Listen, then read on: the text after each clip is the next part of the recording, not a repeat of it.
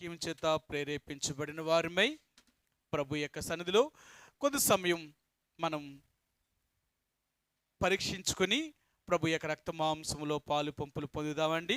ఆ రీతిగా ప్రభు యొక్క రక్త మాంసములో పాలు పంపులు పొందే ముందుగా దేవుని యొక్క వాక్యం నుండి ఒక లేఖన భాగాన్ని చదువుదాం. కొరింథీయులకు రాసిన మొదటి పత్రిక 11వ అధ్యాయము 25వ వచనం నుంచి 32వ వచనం వరకు మార్చి ఉత్తర ప్రత్యుత్తర రీతిగా చదువుదామండి. కొరింథీయులకు రాసిన మొదటి పత్రిక 11వ అధ్యాయము 25 నుంచి 32 వరకు మార్చి ఉత్తర ప్రత్యుత్తర రీతిగా చదువుదాం. ఆ ప్రకారమే భోజనమిన పిమ్మట ఆయన పాత్రను ఎత్తుకొని, ఈ పాత్ర నా రక్తం వలనైన క్రొత్త నిబంధన, మీరు దీనిలోనిది త్రాగినప్పుడల్లా నన్ను జ్ఞాపకము చేసుకున్నట్టుకే దీన్ని చేయుడని చెప్పెను.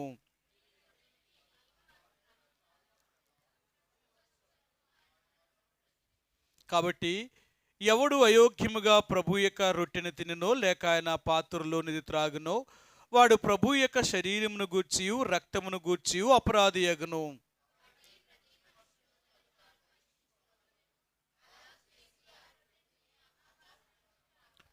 ప్రభు శరీరమని వివేచింపక తినే త్రాగువాడు తనకు శిక్షావిధి కలుగుటకే తినే త్రాగుచున్నాడు.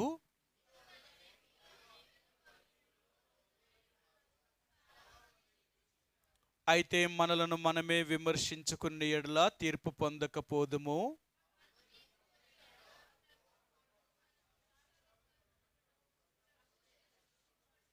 మరొక మాట చదువుదామండి. హెబ్రీయులకు రాసిన పత్రిక 3వ అధ్యాయము, హెబ్రీయులకు రాసిన పత్రిక 3వ అధ్యాయము 13 నుంచి 15 వరకు ఈ 3 వచనాలు కలిసి ఉన్నాయండి. అయితే చివరి వచనం 15వ వచనాన్ని మాత్రమే చదువుదాం. అది ఎక్కడి నుంచి అంటే, యాలయనగా అనే ఆ మాట దగ్గర నుంచి అండి. చివరి నుంచి 2వ లైన్లో ఉంది చూడండి. ఆ 15వ వచనం మాత్రమే, ఆ చివరి మాటలు మాత్రమే చదువుదాం. యాలయనగా మొదటి నుండి మనకున్న దృఢ విశ్వాసము అంతం మట్టుకు గట్టిగా చేపట్టిన ఎడలని క్రీస్తుల్లో పాలివారమై ఉందుము. ఈ యొక్క మధ్యాహ్న కాల సమయంలో ప్రభు యొక్క శరీరానికి ఆయన రక్తానికి సాదృశ్యంగా ఉన్న ఈ రొట్టెలో రసములో మనం పాలు పంపులు పొందే ముందుగా ప్రతి ఆదివారము బల్ల దగ్గరకు వచ్చినప్పుడు మనల్ని మనం స్వపరీక్ష చేసుకోవలసిన వారు ఉంటున్నాం. మనల్ని మనం ఎంతగా స్వపరీక్ష చేసుకోగలుగుతామో, మనల్ని మనం సరిచేసుకొని యోగ్యమైన రీతిలో ప్రభు యొక్క రక్త మాంసంలో మనం పాలు పంపులు పొందిన ఎడల దేవుడిలో అంటే ప్రభు యొక్క రాజ్యములో లేకపోతే క్రీస్తులో మనం ఎప్పటికీ కూడా పాలివారమై ఉంటాం. అంటే ఆయనతో కలిసి ఉండడానికి దేవుడు మనకు అటువంటి అవకాశాన్ని కలిగిస్తారు. కాబట్టి ఈ యొక్క ప్రభు యొక్క రక్త మాంసంలో పాలు పంపులు పొందే ముందుగా ప్రతి మనుషుడు తన్ను తాను పరీక్షించుకోనవలెను. దేవుని యొక్క వాక్యము ప్రభు యొక్క బల్ల దగ్గరకు వచ్చినప్పుడల్లా మనల్ని మనం పరీక్షించుకోవలసిన వారుగా ఉంటున్నామండి. మనల్ని మనం పరీక్షించుకోవలసిన వారుగా ఉంటున్నాం. మీకు ఎన్నోసార్లు చెప్పాను, పరీక్ష అనేది ఏవేవి పరీక్షలు అంటే ఏవేవి రీతిగా మనం పరీక్ష చేసుకోవాలి, ఏ విషయాల్లో మనం పరీక్షించుకోవాలి అనే విషయాల్ని మనం దేవుని వాక్యం చేత అనేక సార్లు మనం హెచ్చరించబడుతూ వస్తున్నాం. మన మాటలో కానీ, మన క్రియల్లో కానీ, మన యొక్క నడకలో కానీ, మన వినికిడిలో కానీ, మన చూపులో కానీ, ఇలాంటివి మనం ఏ రీతిగా దేవునికి ఇష్టమైన రీతిగా జీవించగలుగుతున్నామా లేక దేవునికి విరోధమైన జీవితాన్ని జీవిస్తున్నామా? మనం దేవుని బిడ్డలమని చెప్పుకుంటూ ఏదో పేరుకి దేవుని బిడ్డలుగానే జీవిస్తున్నామా లేక ఆయన శక్తి ఏంటో మనం తెలుసుకోగలుగుతున్నామా? ఎందుకంటే మనం పేరుకి దేవుని బిడ్డలమే కాదు, ఆయన శక్తిని తెలుసుకున్న వారము. బైబిల్ గ్రంథంలో మీకు అందరికీ తెలుసు, ఆయన ఏమంటాడంటే తీతునకు రాసిన పత్రిక 1వ అధ్యాయం అంటాడు. ఏమంటాడంటే, వారు పైకి భక్తి కలిగిన వారి వలె ఉండి దాని శక్తిని ఆచరించలేని వారు అంటాడు ఆయన కదా. తీతునకు రాసిన పత్రిక 3వ అధ్యాయం 1వ అధ్యాయము, తీతునకు రాసిన పత్రిక 1వ అధ్యాయము 16వ వచనమండి. దేవుణ్ణి ఎరుగుదమని వారు చెప్పుకొందురు గాని అసహ్యులను అవిధేయులను, ప్రతి సత్కార్యము విషయములో ఆ ప్రతి సత్కార్య విషయము భ్రష్టులనై ఉండి తమ క్రియల వలన ఆయనను ఎరగమన్నట్టు ఉన్నారు. సరే, పైకి చూస్తే పైకి భక్తి కలిగిన వారిగా కనబడుతున్నారు, కానీ వారు చేసే క్రియలను చూస్తే అసలు దేవుణ్ణి ఎరగమన్నట్టుగానే ఉంటున్నారు వారు. కాబట్టి మనం అలాగ ఉండొద్దు. మనం పైకి భక్తి కలిగిన వారిగా జీవించడం కాదు, దాని శక్తిని ఎరిగిన వారు. దేవుడు ఎంత శక్తి కలిగిన వాడో, ఎంత గొప్పవాడో తెలుసుకోగలిగితే అప్పుడే ఆయన్ని మనం ఎరిగిన వారిగా ఉంటాం. అందుకని అంటాడు, వారు దేవుణ్ణి ఎరిగిన వారా ఎరగలేని వారా? వారు దేవుణ్ణి ఎరిగినట్టుగా ఉన్నారా, దేవుని ఎరగనట్టు ఉన్నారా?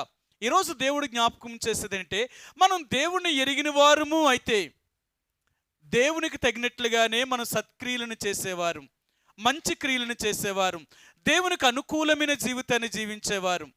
ఒకవేళ అలాగూ కాకపోతే దేవుణ్ణి ఎరగనట్టుగానే ఉంటాం. మనం ఎరిగిన వారము అయితే ఆయనకి తగినట్లుగా ఉంటాం.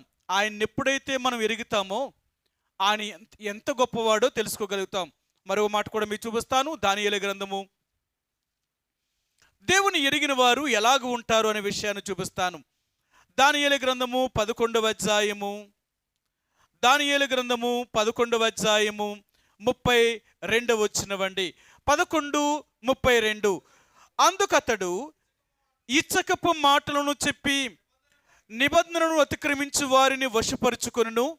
అయితే తమ దేవుణ్ణి ఎరుగువారు బలము కలిగి గొప్ప కార్యములు చేసెదరు. అయితే తమ దేవుణ్ణి ఎరుగువారు బలము కలిగి గొప్ప కార్యములు చేయగలుగుతారు. ఈరోజు దేవుడు అంటున్నాడు, నీవు నన్ను ఎరిగావా? నేనెవరినో నీకు తెలుసా? ఏమని తెలుసు? ఏమని తెలుసుకున్నాం? అసలు మనం దేవుడు ఎవరని తెలుసుకున్నాం? నిజంగా నువ్వు దేవుడు ఆయన నువ్వు ఎలాగ ఎరుగుతావో ఆయన నీకు అలాగే అర్థమవుతూ ఉంటాడు. అందుకనే దేవుణ్ణి ఎటువైపు నుంచి నువ్వు చూస్తావో అటువైపు నుంచే నీకు కనబడుతూ ఉంటాడు. నువ్వు ఏ రూపంలో చూడాలనుకుంటున్నావో, నువ్వు ఎలాగ దేవుణ్ణి అర్థం చేసుకోవాలనుకుంటున్నావో అలాగే నీకు అర్థమవుతాడు. బైబిల్లో ఉన్న మాటలకున్న అర్థం ఏంటంటే, అసలు ఈ మాటల్ని ఎలాగ అర్థం చేసుకుంటే అలాగే అర్థమవుతాయి. ఎన్నోసార్లు మీకు చెప్పాను, నువ్వు శరీర సంబంధమైన మనసుతో అర్థం చేసుకుంటే నీకు శరీర సంబంధమైన మనసుతోటే అర్థమవుతుంది. నువ్వు ఆత్మ సంబంధమైన మనసుతో అర్థం చేసుకుంటే నీకు ఆత్మ సంబంధమైనట్టుగానే అర్థమవుతూ ఉంటాయి. నువ్వు ఎలాగ అర్థం చేసుకుంటావో అలాగే అర్థం చేసుకుంటావు. చాలాసార్లు దేవుని వాక్యాన్ని మనకు అనుకూలంగా మార్చేసుకుంటాం. అలాగెందుకు అర్థం చేసుకోవాలా? ఇలాగ అర్థం చేసుకోవచ్చు కదా, ఎలాగే రాశాడని అర్థం చేసుకోవచ్చు కదా. దేవుని వాక్యాన్ని దేవుడు ఆత్మీయమైన విషయాల గురించి రాసాడే తప్ప శరీర సంబంధించిన విషయాల గురించి రాయలేదు ఆయన. దేవుని వాక్యము లోకానుసారంగా నువ్వు అలవర్చుకోవడం కాదు, ఆత్మానుసారంగా నువ్వు అలవర్చుకోవాలి. దేవుని వాక్యాన్ని నువ్వు శరీరానుసారంగా అర్థం చేసుకుంటే నీకు శరీరానుసారంగానే అర్థమవుతుంది. ఎందుకంటే శరీరానుసారులు ఎప్పుడు కూడా లోక సంబంధమైన వాటి మీదే మనసు ఉంచుతారు కాబట్టి వారందరూ లోక సంబంధమైన వాటి గురించి ఆలోచన కలిగి ఉంటారు. నిజంగా ఆత్మీయుడైతే లోక సంబంధమైన వాటి గురించి ఆలోచించడు, ఆత్మ సంబంధమైన వాటి గురించి ఆలోచిస్తాడు. అందుకని గత వారం మీకు జ్ఞాపకం చేశాను, నువ్వు ఆత్మ సంబంధమైన వ్యక్తివైతే నువ్వు పోయేటప్పుడు ఏ భూమి మీద నుంచే నీ ఆస్తిని చేత పట్టుకుని వెళ్తావు. నువ్వు పర సంబంధమైన వ్యక్తివి కాకపోతే భూ సంబంధమైన వ్యక్తివి అయితే నువ్వు సంపాదించిన అంతటిని కూడా ఇక్కడే వదిలిపెట్టుకుని వెళ్ళిపోతావు. కారణం ఏంటి అంటే, మనం ఈ లోకంలో ప్రయాసపడి సంపాదించుకున్న దాని అంతటి వల్ల మనకు కలిగే ఫలితమేమీ లేదు. సమస్తమును ఇక్కడ వదిలిపెట్టి వెళ్ళిపోవలసిన వారమే. సొలొమోను మహారాజు ప్రసంగి గ్రంథము 2వ అధ్యాయం అంటాడు, నేను తల్లి గర్భం నుంచి ఏ రీతిగా దిగంబరిగా భూమి మీదకి వచ్చినాను, మరలా నేను వెళ్ళిపోయేటప్పుడు కూడా దిగంబరిగానే ఖాళీ చేతులతోనే నేను వెళ్ళిపోతాను. ఈ లోకములో నేను సంపాదించుకున్నవి ఏది కూడా నాకు కూడా రాదు. మీకు ఎన్నోసార్లు చెప్తూ వచ్చాను, యేసు ప్రభువారిని అలెగ్జాండర్ చక్రవర్తిని ఇద్దరిని పోలుస్తారన్నమాట. యేసు ప్రభువారు 33.5 సంవత్సరాల్లో మరణించాడు యవన కాలంలో. అలెగ్జాండర్ చక్రవర్తి కూడా 33.5 సంవత్సరాల్లోనే మరణించాడు. ఆయన కూడా అలెగ్జాండర్ గ్రేటు, ఎన్నో దేశాలను జయించిన వాడు, ఎంతో ఆస్తిని సంపాదించుకున్నవాడు. అలాంటి ఆయన అతి చిన్న వయసులో పెళ్లి కాకుండగానే మరణించాడు. పెళ్లి కాకుండగానే మరణించాడు. అంత గొప్ప చక్రవర్తి, ఎన్నో రాజ్యాలు జయించినవాడు, విస్తారమైన ఆస్తిని సంపాదించుకున్నవాడు. అలాంటి వాడికి అంత చిన్న వయసులో మరణం ఏంటి? నిజమే, అతనికి భయంకరమైన విషజ్వరం వచ్చిందన్నమాట. ఆ 33.5 సంవత్సరంలో ఆయన చనిపోకముందు భయంకరమైన విషజ్వరం వచ్చినప్పుడు ఎంతో మంది వైద్యుల దగ్గరికి వెళ్ళాడు ఆయన. ప్రపంచంలో ఎంతమంది వైద్యులుంటే అంతమందిని పిలిపించుకున్నాడు.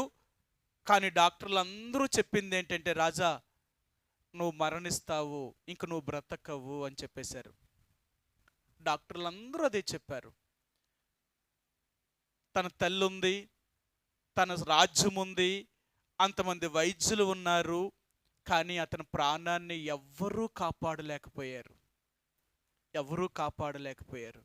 అప్పుడు అలెగ్జాండర్ గ్రేట్ అన్నాడు, ఒక మాట అడిగాడు తన తల్లిని, తన దగ్గర ఉన్న మంత్రులందరినీ పిలిచి, నేను చనిపోక ముందు ఒక కోరిక నేను కోరుకుంటున్నాను, ఆ కోరిక మీరు తీరుస్తారా అని అడిగాడు ఆయన. అప్పుడు వారు చెప్పారు, రాజా నువ్వు తప్పక ఏ కోరికనైతే నువ్వు కోరుకుంటావో అలాగే నీ కోరికను మేము తీరుస్తాము అన్నారు. అయితే రాజు ఒక మాట చెప్పాడు, నాకు 3 కోరికలు ఉన్నాయి, ఈ 3 కోరికలు మీరు నాకు తీర్చాలి అన్నాడు ఆయన. చెప్పండి రాజా అన్నారు. మొదటి కోరిక, నేను చచ్చిపోయినప్పుడు నాకు ఒక పెట్టెని చేయించి ఆ పెట్టెలో నుంచి నా 2 చేతులు బయటకు వచ్చేలాగా 2 రంధ్రాలు చేసి నా ఆ 2 చేతుల్ని కూడా ఆ పెట్టెలో నుంచి బయటికి పెట్టాలి. రెండవది, నా పెట్టెని రథం మీద ఊరేగింపుగా రథం మీద మీరు పెట్టకూడదు. రెండవ కోరిక ఏంటంటే, ఏ వైద్యులైతే ప్రపంచంలో గొప్ప పేరుగాంచిన వారు ఉన్నారో ఈ వైద్యులు ఎవ్వరు కూడా నన్ను బ్రతికించలేకపోతున్నారు, కాబట్టి నేను చచ్చిపోయిన తర్వాత నా పెట్టెను వారే మొయ్యాలా. ఇది రెండవ కోరిక. మూడవ కోరిక, నేను చనిపోయినప్పుడు నన్ను మీరు ఊరేగింపుగా తీసుకువెళ్తున్నప్పుడు నేను సంపాదించిన బంగారు నాణెములు కానీ, వజ్రములు కానీ, రత్నాలు కానీ, ఏవైతే విలువైనవి నేను సంపాదించానో అవన్నీ దారి పొడుగునా పరవాలా. నన్ను తీసుకెళ్తున్న దారి పొడుగునా పరిచి వాటి మీద నా శవాన్ని ఆ వైద్యులు మోసుకుంటూ వెళ్ళాలి. ఇది నా కోరిక అన్నాడు. వాళ్ళకి అర్థం కాలేకపోయింది, రాజు ఏంటి ఇలాంటి కోరిక కోరాడు, అసలు అది కోరిక ఏంటి, అసలు నాకేం అర్థం కాలేదు. సరే అలా చెప్పిన తర్వాత వాళ్ళు చెప్పారు, రాజా తప్పక మీరు అన్నట్లుగానే మీ కోరిక నెరవేరుస్తాము అన్నారు. తర్వాత వారు రాజుగారిని అడిగారు, రాజా అసలు ఎందుకు మీరు ఇలాంటి కోరిక కోరుకున్నారు అని అడిగారు. అప్పుడు చెప్పాడు రాజు, ప్రపంచంలో ఇంతమంది వైద్యులు ఉండగా ఏ ఒక్క వైద్యుడు కూడా నా ప్రాణాన్ని కాపాడలేకపోయారు, మరి ఇంకెందుకు వాళ్ళు. మరి వైద్యులు అంటే ఒక మనిషిని ప్రాణాన్ని కాపాడగలిగిన వారు నా ప్రాణాన్నే కాపాడలేకపోయినప్పుడు వాళ్ళు వైద్యులేంటి అంటే, వాళ్ళు ఎందుకు నా పెట్టుమోయాలంటే, మా చేతిలో ఏమీ లేదు, మేము కూడా మీలాంటి వారిమే, అంతా జరిగేది దేవుడి వల్లే తప్ప మా వల్ల కాదు అని ఈ డాక్టర్లే నా పెట్టుమయ్యాలి, మా చేతిలో కూడా ఏమీ లేదు, మేము అలెగ్జాండర్ గ్రేట్ని కూడా బ్రతికించలేకపోయామని తెలుసుకోవాలి ప్రజలు. సరే, వాళ్ళు ఈ ప్రాణాన్ని కాపాడలేకపోయారు అంటే వాళ్ళు ఎందుకు చేతకాని వాళ్ళు అయిపోయినట్టే నువ్వు చెప్తున్నావు. సరే, రెండవది, మరి రెండవ కోరిక ఏంటి, మరి నువ్వు కోరుకున్న రెండవ కోరిక నీ చేతులు ఎందుకు పెట్టెలో నుంచి బయటకు పెట్టమన్నావు అని అడిగారు. నేను ఇంత ఆస్తిని సంపాదించాను, ఇన్ని దేశాలు జయించాను, ఇంతమంది ప్రజలు నాకు దాసులయ్యారు, ఇన్ని సంపాదించిన నేను చచ్చిపోయేటప్పుడు ఏమీ పట్టుకెళ్తలేదు, అన్నీ వదిలిపెట్టే వెళ్ళిపోతున్నాను.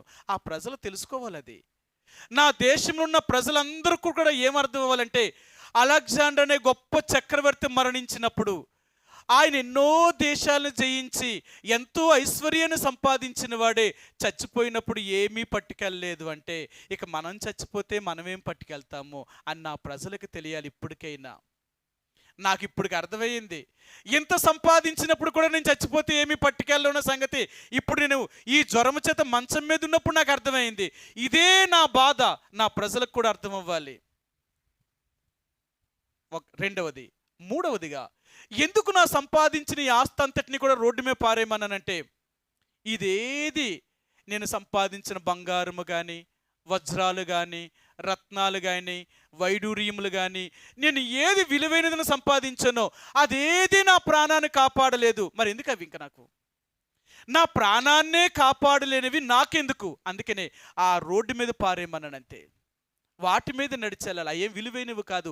ఒక మనిషి ప్రాణము కంటే ఏ లోకములో ఏది విలువైనది లేదు. అందుకే నేను అలా చేయమన్నాను. అది తెలుసుకోవాలి. ప్రియ సహోదరి సోడా, ఈరోజు దేవుడు నీకు నాకు జ్ఞాపకం చేసేది ఏంటంటే, ఈ లోకంలో జీవిస్తున్న ఈ జీవిత కాలం అంతటిలో మనం ప్రయాసపడి పాటుపడిన దాని అంతటి వలన మనకు మిగిలేది ఏంటి అంటే ఏమీ లేదు. మన కష్టము మన ప్రయాసమే మిగులుతుందే తప్ప అంతకంటే మనకేమీ లేదు. మనం ఎంత ప్రయాసపడుతున్నామో తెలుసా? ఎంత వెర్రి ప్రయాసపడుతున్నామో తెలుసా? సరే, మీకు ఒక మాట చూపిస్తాను. ప్రసంగి గ్రంథములో ఈరోజు మరలా దేవుడు ఆ మాటను మరలా మనకు జ్ఞాపకం చేయాలనుకుంటున్నారు. ఆయన ఏమి జ్ఞాపకం చేయాలన్నారో మీకు చూపిస్తాను. ప్రసంగి గ్రంథము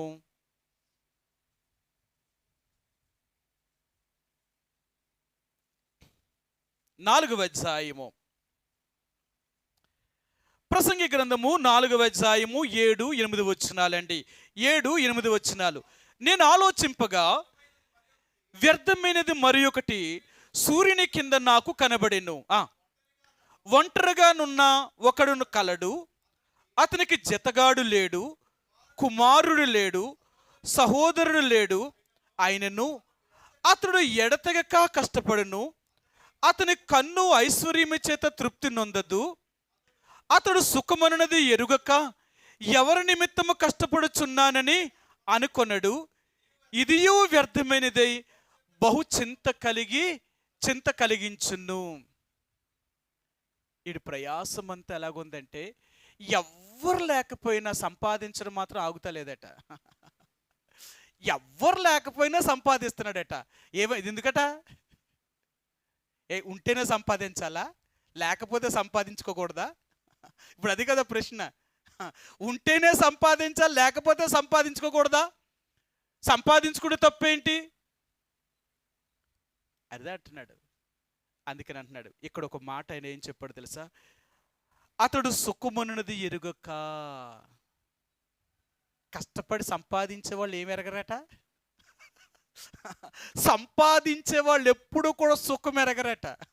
వాళ్ళకి సుఖం అంటే ఉండదట. ఇంకా వాళ్ళ పని ఏంటంటే 24 గంటలు సంపాదన సంపాదన సంపాదన. వాళ్ళకి సుఖం అనేది తెలియదు వాళ్ళకి. మరి ఎందుకు ఆ బ్రతికి? ఇంకా ఈరోజు నీకు లేని సుఖం ఎవరి కోసం నువ్వు కష్టపడుతున్నావు?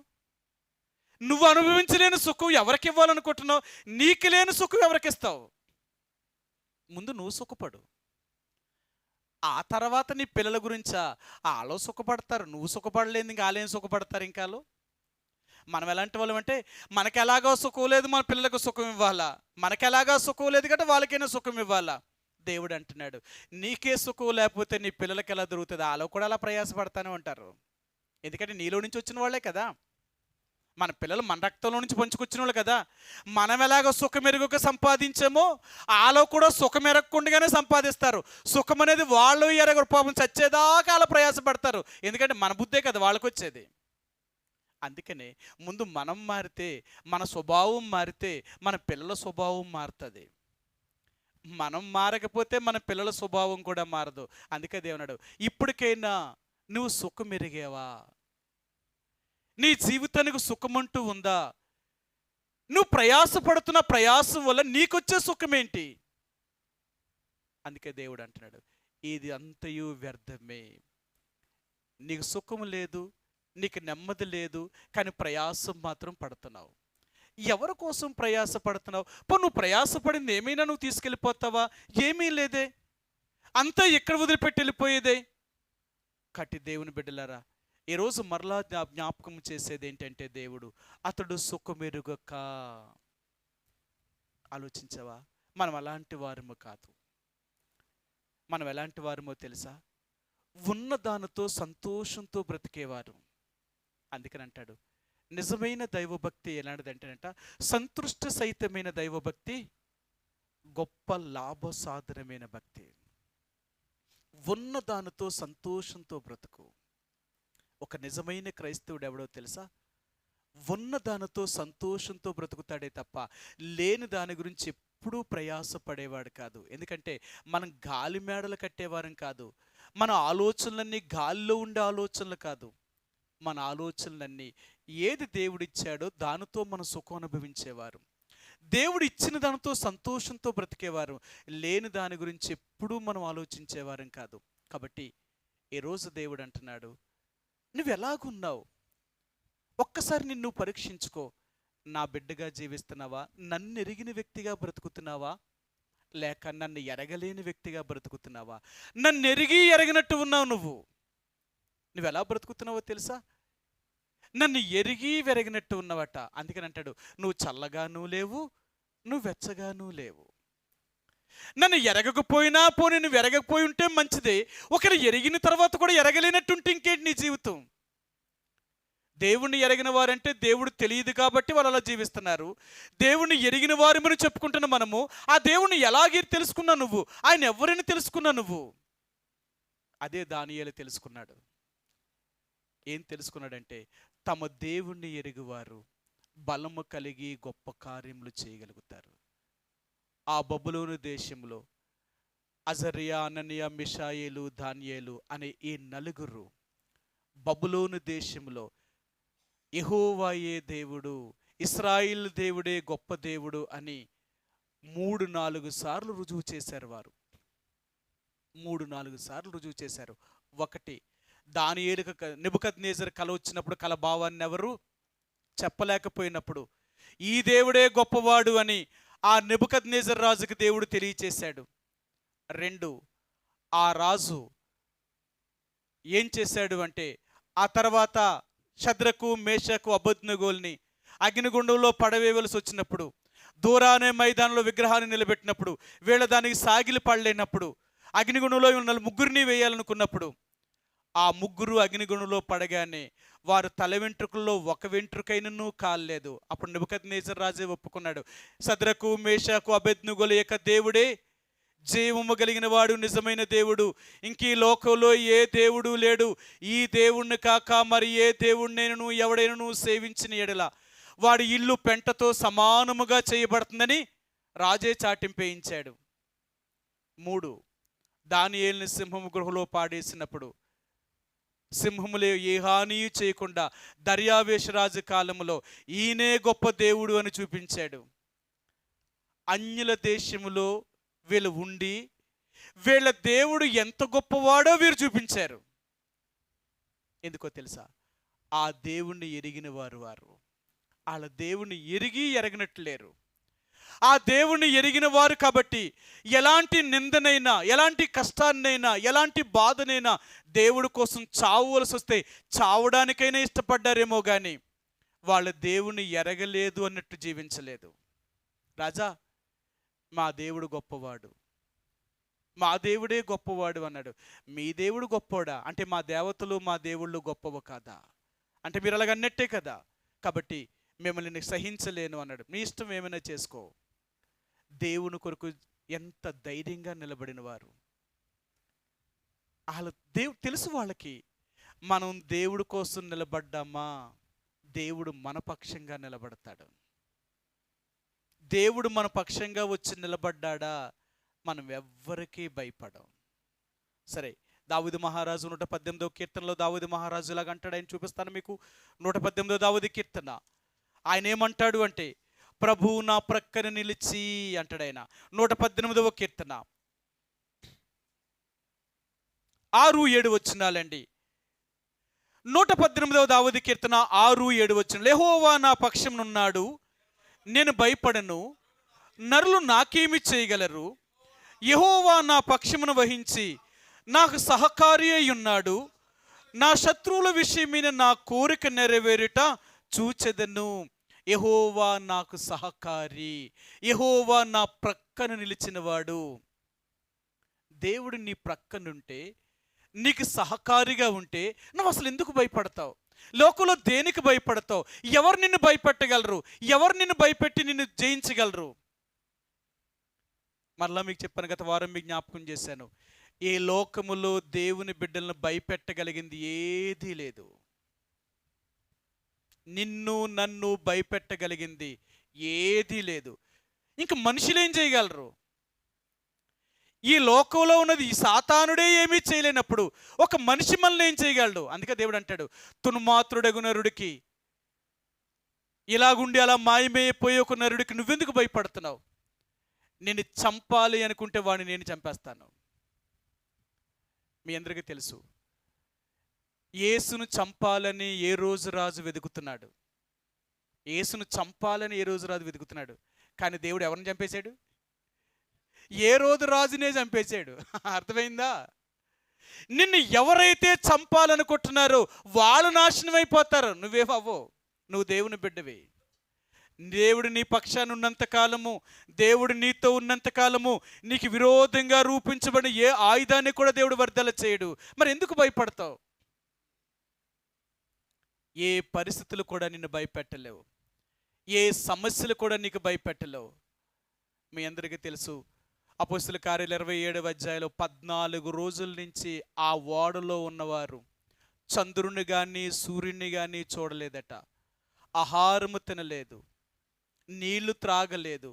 14 రోజుల నుంచి వారు చాలా కష్టంలో ఉన్నారు. వాళ్ళు అనుకున్నారు, ఏమనుకున్నారు తెలుసా? ఇక బ్రతుకుతామనే ఆశే వారికి లేకపోయిందట. బ్రతుకుతామని ఆశే వారికి లేకపోయింది. నిశ్చయముగా మనం చచ్చిపోతాము అనుకున్నారట. ఆ 179 మంది ఖైదీలతో పాటు సైనికులు కూడా. ఆ రాత్రి దేవుని దూత పౌలుకు ప్రత్యక్షమైంది.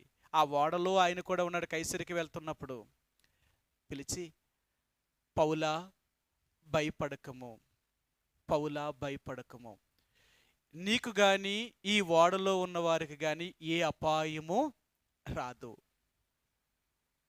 ఏ అపాయము రాదు. నేను చెప్తున్నాను, వీళ్ళందరూ చచ్చిపోతాం అనుకుంటున్నారు కదా, మీలో ఏ ఒక్కడ ప్రాణం కూడా పోదు, నేను చెప్తున్నాను అని పౌలుకి దేవుడు రాత్రి చెప్పినప్పుడు ఉదయం లేసి పౌలు అన్నాడు, అయ్యా మీరు భయపడకండి, గడిచిన రాత్రి దేవుని యొక్క దూతను దేవుడు నాకు పంపించి నాకు ఇలా కబురు పంపాడు, కాబట్టి మీరు ఆహారం తినండి, మీలో ఏ ఒక్క ప్రాణము కూడా నాశనం అవ్వదు, మీరు చనిపోరు, నా మాట నమ్మండి. ఎందుకో తెలుసా?